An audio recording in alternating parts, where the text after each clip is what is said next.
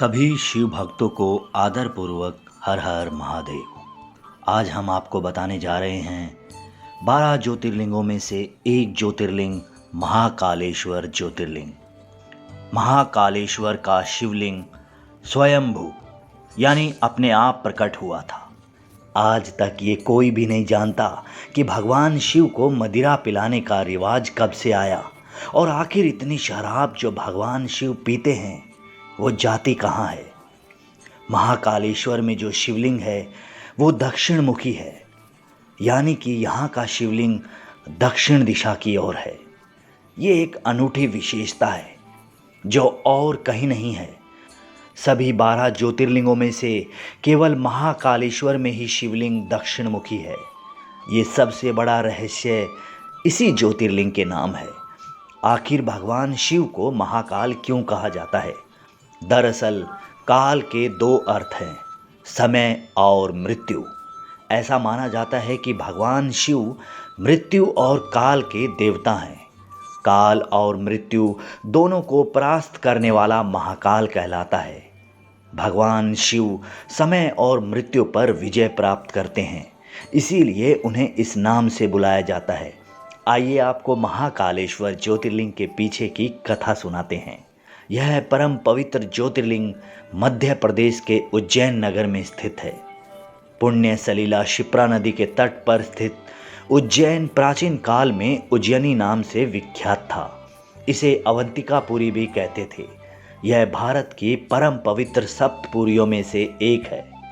महाभारत, शिव पुराण एवं स्कंद पुराण में महाकाल ज्योतिर्लिंग की महिमा का पूरे विस्तार के साथ वर्णन किया गया है। प्राचीन काल में उज्जैनी में राजा चंद्रसेन राज्य करते थे।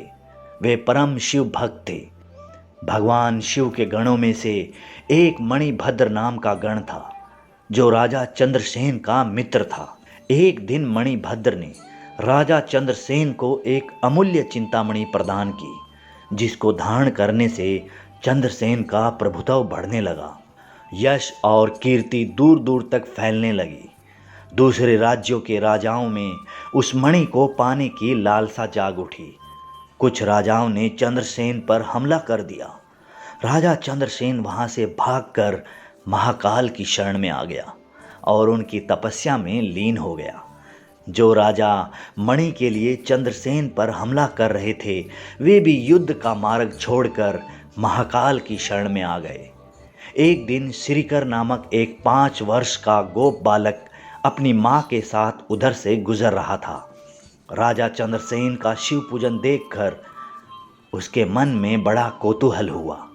वह स्वयं उस प्रकार की सामग्रियों से शिव पूजन करने के लिए लालायित हो उठा। सामग्री का साधन न जुटा पाने के कारण लौटते समय उसने रास्ते से एक पत्थर का टुकड़ा उठा लिया। घर आकर उसी पत्थर को शिव रूप में स्थापित कर पुष्प, चंदन आदि से श्रद्धा पूर्वक उसकी पूजा करने लगा। माता भोजन करने के लिए बुलाने आई, किंतु वह किसी भी प्रकार से पूजा को छोड़कर उठने को तैयार नहीं हुआ। अंत में माता ने झल्लाकर वह पत्थर का टुकड़ा उठाकर दूर फेंक दिया। इस बात से बहुत ही दुखी होकर वह बालक जोर जोर से भगवान शिव को पुकारता हुआ रोने लगा। रोते रोते अंत में बेहोश होकर वह वहीं पर गिर पड़ा। बालक के प्रति अपनी भक्ति और प्रेम देखकर भगवान शंकर अत्यंत प्रसन्न हो गए। तभी वहाँ पर चमत्कार हुआ। श्रीकर बालक ने जैसे ही होश में आकर अपने नेत्र खोले तो उसने देखा कि उसके सामने एक बड़ा ही भव्य, अति विशाल स्वर्ण रत्नों से बना हुआ मंदिर खड़ा है और उस बालक द्वारा अर्पित की गई पूजा की सामग्री भी उस मंदिर में थी। उस मंदिर के अंदर एक बहुत ही प्रकाशपूर्ण, भास्वर, तेजस्वी ज्योतिर्लिंग खड़ा है।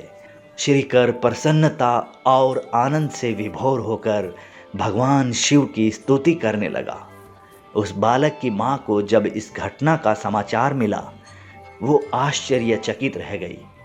उसने दौड़कर अपने प्यारे लाल को गले से लगा लिया।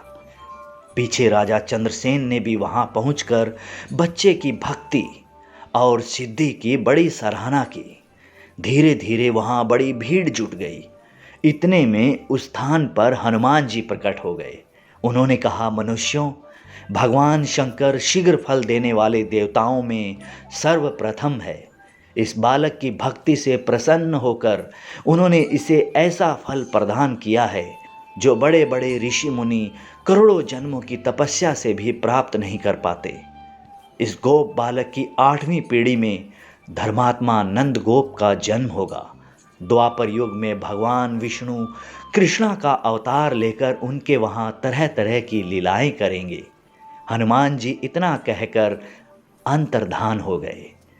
उस स्थान पर नियम से भगवान शिव की आराधना करते हुए अंत में श्रीकर गोप और राजा चंद्रसेन शिवधाम को चले गए। इसीलिए यह जगह परम पवित्र महाकालेश्वर ज्योतिर्लिंग के नाम से जानी जाती है। आइए आपको इसके पीछे की एक अन्य कथा और सुनाते हैं। पौराणिक कथा के अनुसार अवंती नाम से एक रमणीय नगरी थी जो भगवान शिव को बहुत ही प्रिय थी। इस नगर में वेद प्रिय नाम का एक ज्ञानी ब्राह्मण था जो बहुत ही बुद्धिमान और शिव का बड़ा भक्त था। वह हर रोज पार्थिव शिवलिंग बनाकर शिव की आराधना किया करता था। वहीं रतनमाल पर्वत पर रहने वाले दूषण नाम के राक्षस को भी ब्रह्मा जी से एक वरदान प्राप्त था कि वो किसी को दिखाई नहीं देगा।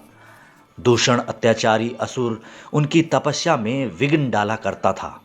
ब्रह्मा जी से वर प्राप्त कर वह बहुत ही शक्तिशाली हो गया था। इसी वरदान के मद में वह धार्मिक व्यक्तियों पर आक्रमण करने लगा। उसने अवंती नगर के ब्राह्मणों को अपनी हरकतों से परेशान करना शुरू कर दिया। वह ब्राह्मणों को कर्म कांड करने से मना करने लगा। वो राक्षस उन्हें आए दिन परेशान करने लगा। इससे परेशान होकर वेद प्रिय व ब्राह्मणों ने शिव शंकर से अपनी रक्षा की प्रार्थना की। उसके अत्याचार से चारों ओर त्राही त्राही मची हुई थी। ब्राह्मणों को कष्ट में पड़ा देखकर, अपने भक्तों की ऐसी पुकार सुनकर प्राणी मात्र का कल्याण करने वाले भगवान महाकाल प्रकट हुए। उन्होंने एक हुंकार मात्र से उस दूषण अत्याचारी दानव को वहीं जलाकर भस्म कर दिया और उसकी राख से ही अपना श्रृंगार किया। उसके बाद वेद प्रिय व सभी ब्राह्मणों ने भगवान शिव से यहीं रहने का आग्रह किया। भगवान भोलेनाथ ब्राह्मणों के निवेदन पर यहाँ महाकालेश्वर ज्योतिर्लिंग के रूप में वास करने लगे। तब से भस्म आरती का विधान बन गया। ये दिन की सबसे पहली आरती होती है। इसीलिए भगवान भोलेनाथ को महाकाल के नाम से जाना जाता है। तो दोस्तों, अगले वीडियो में हम आपको महाकाल के एक और ज्योतिर्लिंग केदारनाथ की कथा सुनाएंगे। तब तक के लिए हमारे चैनल हर हर महादेव बोल से जुड़े रहिए और भजते रहिए हर हर महादेव।